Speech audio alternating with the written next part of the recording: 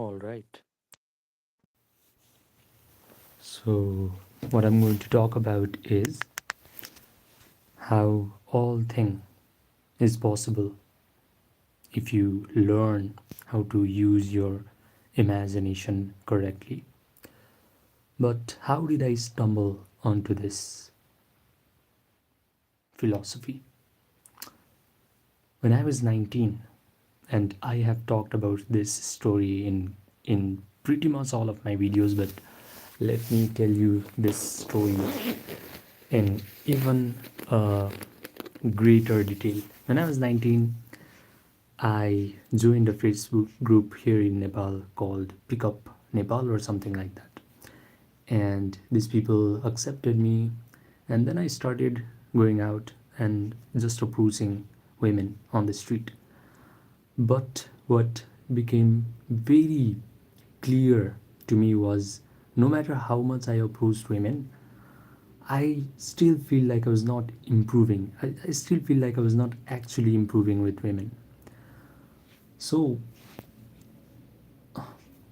I was actually seeing other people who were doing this cold approach, and these people were improving a lot with women.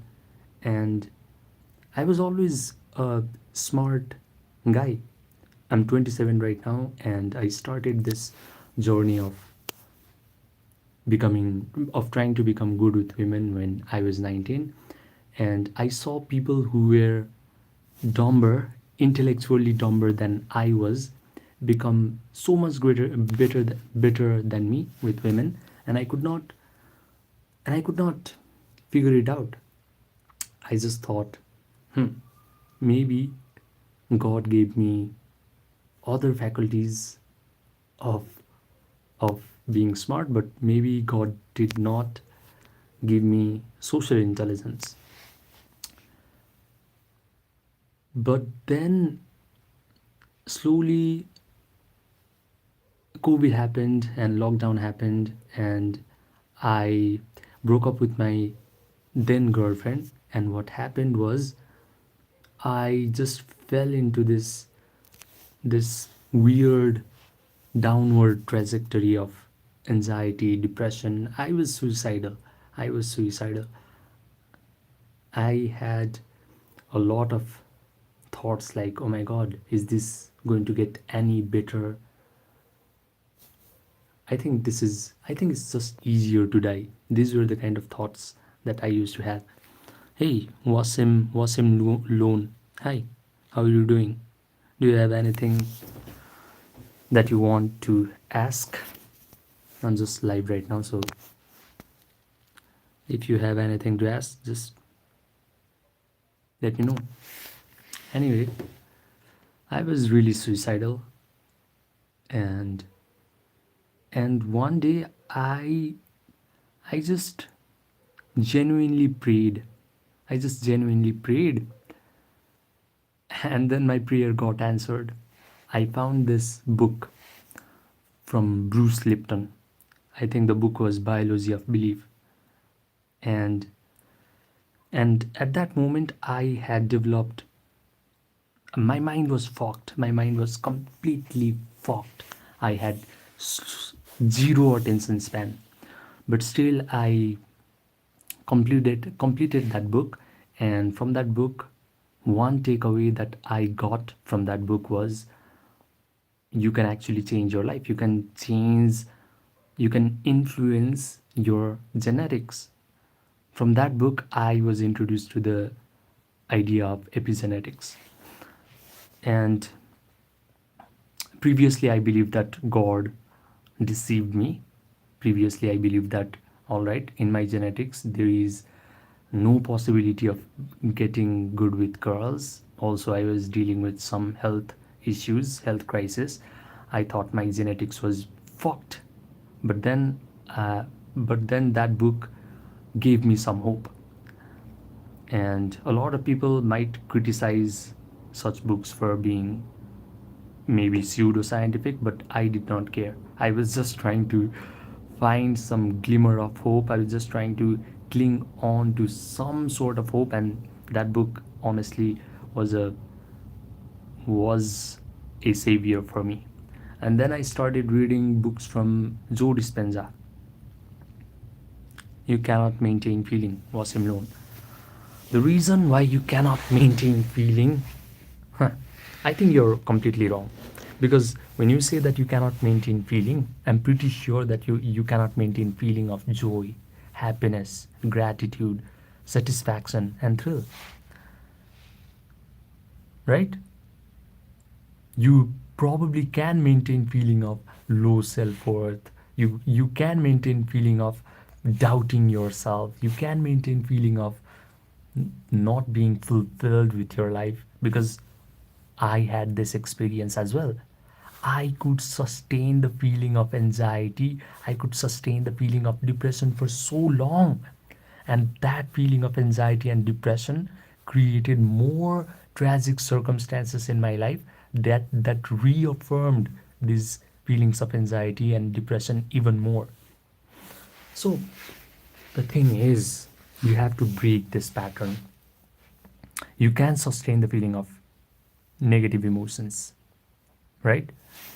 The only way to go from being able to sustain this feeling of negative emotions to being able to sustain these feelings of positive emotion is to find present moment. The reason why you can sustain this feeling of negative emotion is because your mind is always in the past. But if you are able to bring your mind to the present moment, then suddenly you start becoming free of the past. And the way to bring your mind to the present moment is by simply learning how to meditate. And in my videos, I teach meditation as a manifestation process. I talk about yoga nidra, I talk about imagination, I talk about embracing the emotion of imagination. But that is not the only meditation that is actually helpful. Yeah.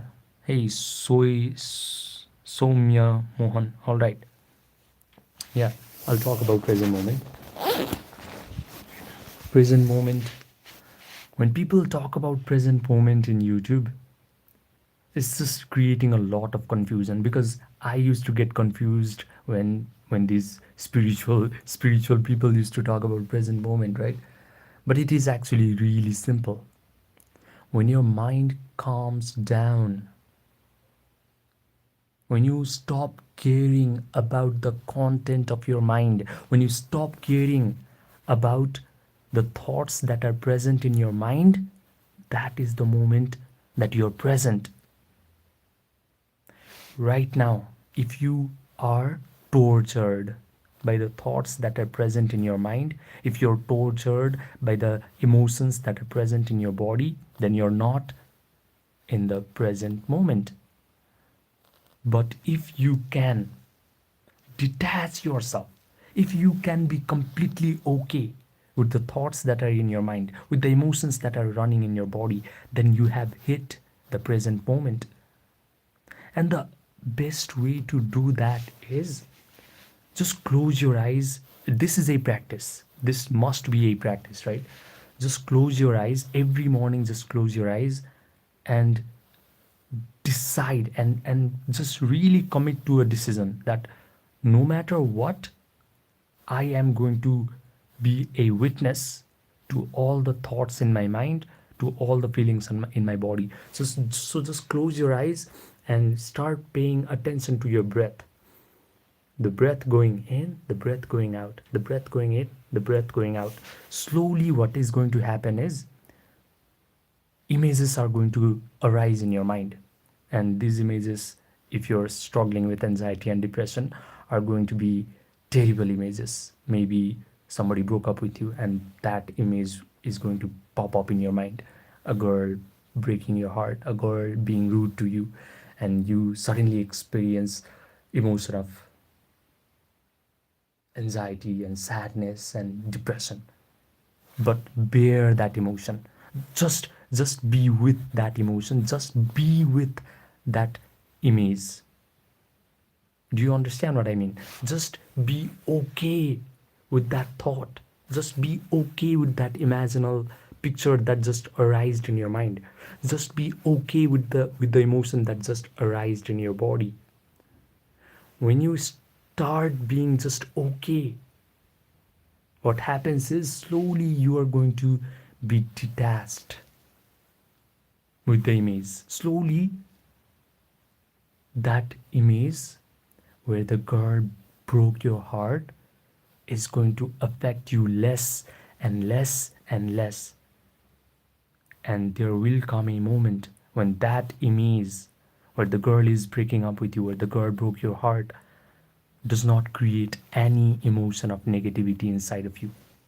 That is the moment where you have reached the present moment, where you're absolutely calm. Your mind is still running. Your mind always runs. Thoughts always come in your mind. Do not ever try to stop your thoughts.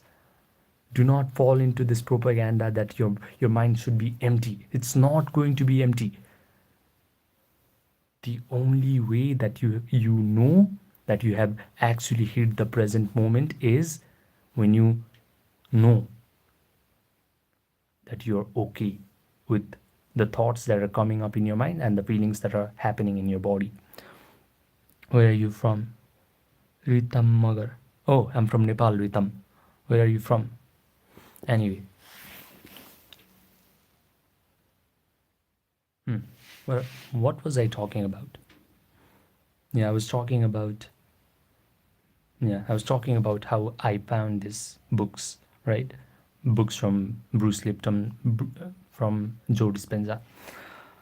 And then I started reading Joe Dispenza, and honestly, those books were amazing. Breaking the Habit of Being Yourself. I still read this book called Becoming Supernatural. I still find gems in this book of Becoming Supernatural, right? And slowly I started I started becoming more interested in the mystical language, in the more esoteric language. I stopped becoming I started becoming less interested where the guy is trying to blend mysticism with science. I just started becoming more interested in pure mysticism, pure esoteric text. And that pure esoteric text was provided by Neville Goddard. Honestly, Neville Goddard, his books are amazing. Soumya Mohan, bro, which meditation do you do? So there needs to be a context while answering this question. When I was at a very low point in my life, I started by chanting a mantra. So I was born in a Hindu family, and Hindus have this beaded mala, and and I had this mala in my home, and I used to chant a mantra in my mala. Any mantra that you want. If you're a Christian, you can chant Jesus. If you're a Hindu, you can chant Krishna, right? But I think the Abrahamic religion like Islam and Christianity are probably going to consider this an idol worship, and we can go a lot into how every person is an idol worshipper. These people who consider themselves to be non-idol worshipper, when they are bowing down in front of Mecca or Medina, you do not think they are bowing down to an idol means material. If they are bowing down in front of Mecca or Medina, if they are bowing down facing a particular direction, that is still a concept, that is still an idea. If you are bowing down to an idea, you are a idol worshipper. But anyway, we should never be an idol worshipper. We should be people who who who create our lives through our imagination, because that's not idle. When you start creating your life through your imagination, then you have officially stopped becoming an idol worshiper. And you should never be an idol worshiper. You should never bow down in front of a statue of Jesus. You should never bow down in front of a scripture. That's not why you are here. You are here to create your life out of your imagination. Do not be an idol worshiper.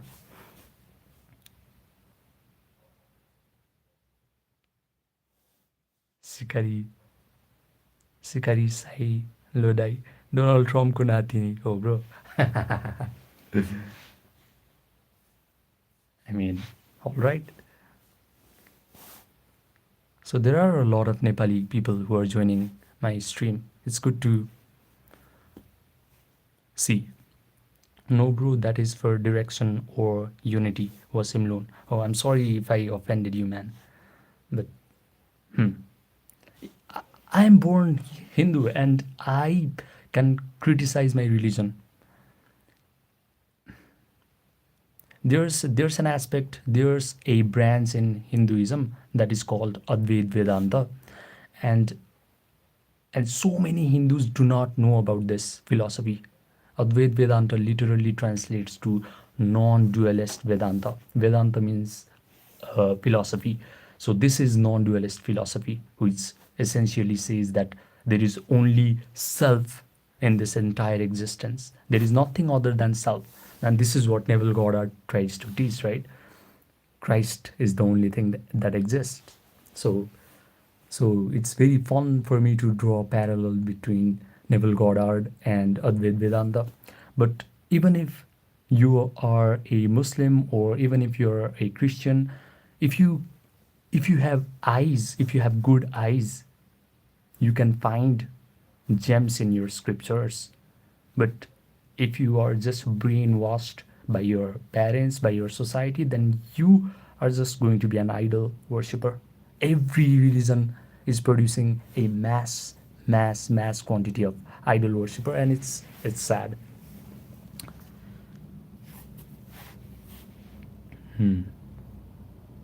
Yeah. Where was I? Yeah, yeah. I started getting interested in Neville Goddard, right? I did not like how Joe Dispenza was trying to blend all this quantum physics, science, and mysticism into one thing. I enjoyed it for a certain while, but I eventually realized that I liked reading esoteric and just purely mystical text. That became the cup of tea that I was getting interested in.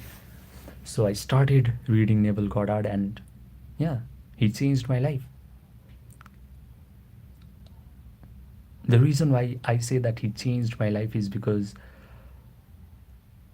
after reading Neville Goddard, I have honestly gained an ability to just be in an amazing mood for no reason. I do not need anything in my life for me to become happy. I can just sit by myself and be amazingly happy. And obviously meditation taught me to be calm, and Neville Goddard taught me to just get in tune with that emotion of joy and gratitude and satisfaction. So I'm not going to undermine the teaching of meditation. So yeah, it's an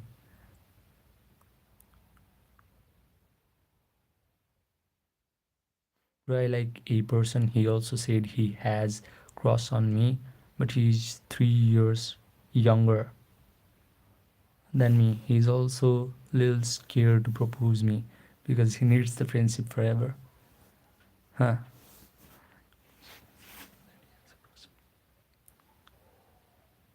Hmm.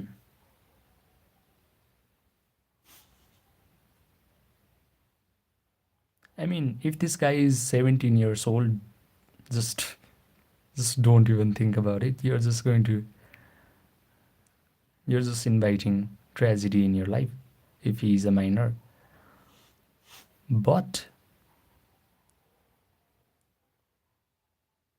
I mean, just use your imagination, man. You're 29, he's 26. Just come on, use your imagination. persist in your imagination. Assume that you are already blessed with this guy in your life. And if you can just persist in your imagination, even if your senses deny it, even if you walk out of your house and this guy is ignoring you, but every night before falling asleep, you start to imagine that this guy is already yours, and you feel that this guy is already yours, you feel satisfied that this guy is already pleasing you in all sorts of ways, then eventually this assumption, this imaginal act must get outpictured, must get externalized into your three-dimensional reality. It's simple.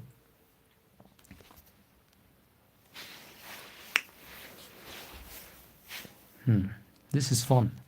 I like answering people's questions. Yeah, where is this guy, Sikari Sai Lodai and Ritam Magar? I found Nepali people as well. I didn't know that I had subscribers from Nepal as well. I don't know if they are subscribers, but it's fun. Anyway, yeah, that's what you should do, Soumya, Mohan. How much time it takes? For what? For what?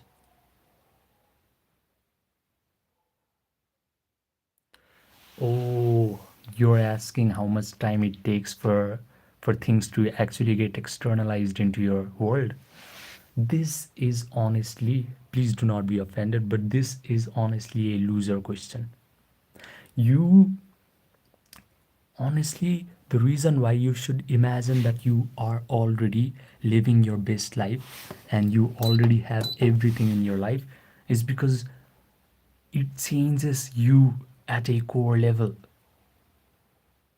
If you cannot enjoy the process of changing your subconscious mind, and if you're just desperate for outcome to happen in your physical reality, you have again become a materialist. You have again fallen into the trap of becoming a idol worshiper because you want physical things to appear in your world to to get the feeling of fulfillment.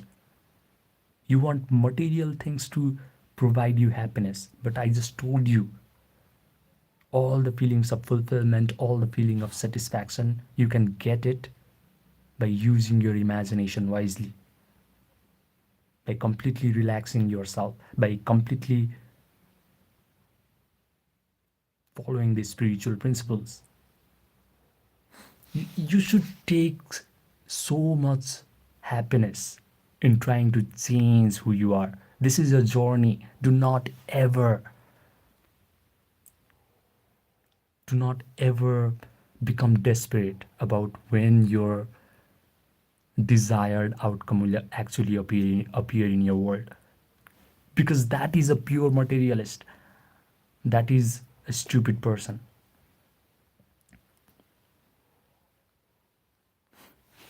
Bro, I imagine and get happy, then after some time I get sad.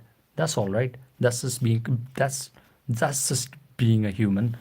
But eventually that should decrease, because honestly, honestly, Joe Dispenza uses a really amazing term for this. He uses a term refractory period, right?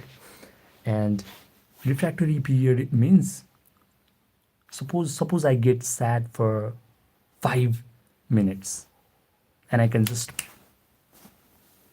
get rid of that sadness, and now I'm just back to my baseline level of calmness, baseline level of becoming chill and relaxed. That is a short refractory period. But if you have a long refractory period, if something happens in your physical world, if somebody scolds you, somebody gets angry at you, and you're just there becoming sad for 3 or 4 hours, then that's a long refractory period, and that is going to fuck up your life.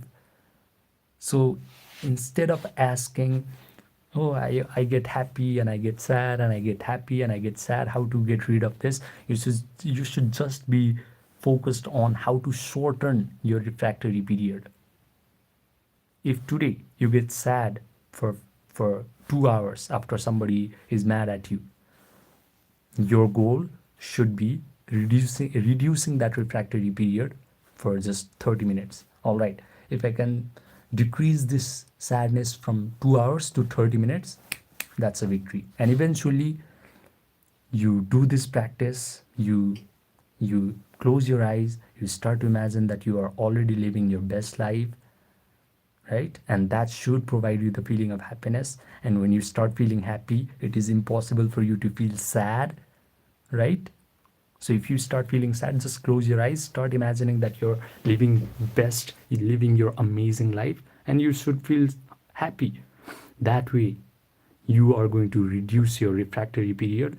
And the more you start becoming happy, the more you start becoming fulfilled, the more you start feeling satisfied with your life, the more you are going to become a magnet for all the wonderful life circumstances to come and find you.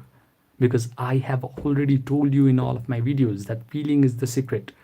Once you start feeling positive, elevated emotions over and over for a long period of time, then wonderful things will just start finding you.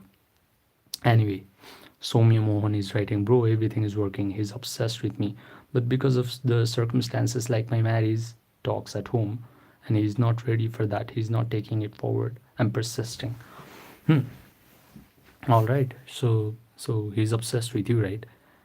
And you want this guy to marry you. I just told Wasim Loan the problem, and you are still asking me the same question. You are hung up on the material thing. You want that event to provide you the feeling of fulfillment. Do not focus on that. Do not become an idol worshiper. Just become fulfilled by simply imagining wonderful things happening to you. And when you completely immerse yourself into the feeling of fulfillment, you're already fulfilled. You're everything that needs to happen has already happened in your imagination. And if you can completely believe this imaginal act, when you open your eyes, why do you even need this guy to propose you? Because you have just cancelled out your imaginal act. When you open your eyes and you're still not changed, you're still in that behavior of, oh, I want this guy to actually propose in my three-dimensional reality, then you have just fucked yourself up. You have just become you've just become a materialist. And in this channel, we are not going to be materialists. We are going to create our life from immaterial imagination. And that is where you should live in. That is where you should dwell in. When you open your eyes, this is not real. This is not real. This is real. He's getting closer to me, but not proposing. Got it, right? Yes, I'm happy that you got it. And it should be a journey. Do not ever forget that. It should be a journey. You should take so much pride and you should take so much joy in actually changing yourself, because this principle is about changing who you are at a deep level, at a core level. It's not about getting a boy to propose you. It's not about, come on, don't be a materialist. Don't try to find fulfillment in a matter, because boys are matter, girls are matter, you are a matter, I am a matter, this physical body is matter. This is not real. I mean, this is objectively real, but this is just a projection in the screen of consciousness. And you are pure consciousness. I am pure consciousness. We should be able to become in tune with that pure consciousness and just consider these physical things as a mirage. You know mirage, right? How when a person walks in the desert for long hours and he starts hallucinating that there is a pond. But it's fake. mirage is fake. Even though you think it is real, it is fake. Now, there's a real sense that if you. I actually was watching a video in TikTok today, and this guy was talking about how a spiritual guru is hacking his brain, how this one spiritual guru is sending goons in front of his house. And me becoming a doctor, I had this strong urge to comment, bro, this sounds like delusion of persecution and thought withdrawal, which are two classic symptoms of schizophrenia. But I felt like that was just inappropriate, because I didn't feel like a person should diagnose someone in TikTok. But I really hope that guy actually goes to a hospital and starts talking about how he's experiencing all this pain. Anyway, yeah, it's already 30 minutes, and I think I'm going to end my live right now. Do not be idol worshippers, guys. You should live from your imagination. Imagination is the only real thing. Imagination creates your reality. Do not ever forget that. Bye. I actually do not know how to end my life.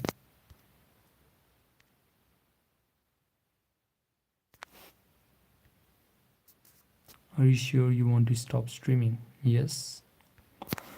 I actually want to post this stream in my YouTube video as well, but if I press this cross button, does this whole live stream get cancelled, or